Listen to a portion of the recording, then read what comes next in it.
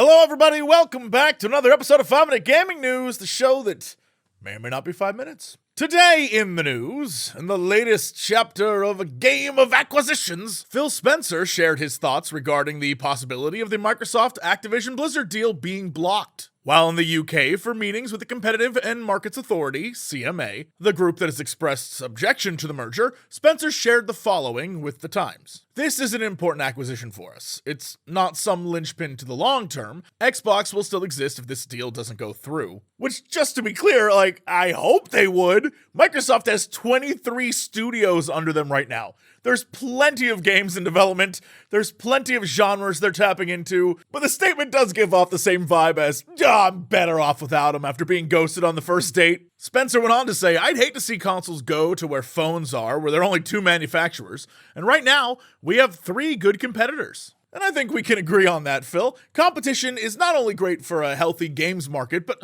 also for a jobs market. Between this interview and the deals with Nvidia and Nintendo that I just talked about last week, Microsoft is really trying to sway the CMA and other regulators to not stand in their way anymore. But if you're interested in deep diving, getting in the nitty gritty of the situation, and not just the 5-minute version, I would say probably check out Rebecca Valentine's IGN piece that gets really in depth with legal experts on the whole thing. And other news, remember Beyond Good and Evil 2?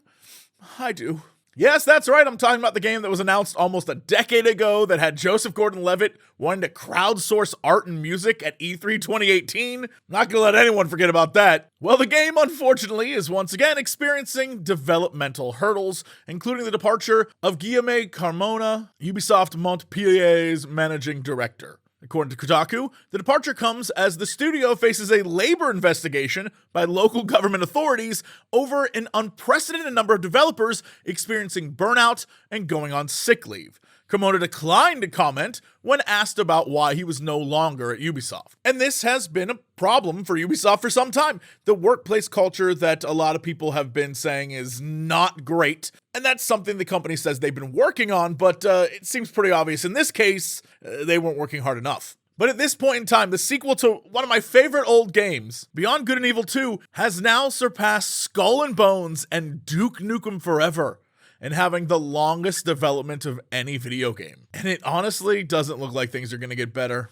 2.5 years later, sources tell Kotaku that Beyond Good and Evil 2 is still struggling to nail down a creative vision that is both fun and achievable. Which, if you're still trying to nail the creative vision, then anything we saw before, you can just throw out the window. Maybe a character model or whatever will look the same, but all the stuff we saw, if you don't have the vision down, this game's not releasing for 2, 3, 4 years at this point. We may get an update at E3 2030 for all I know. Is it even worth investing money in anymore? Just walk away. What do you think? Would you even play it at this point? It seems like no matter what they produce at the end of the day, it's going to be a trash fire.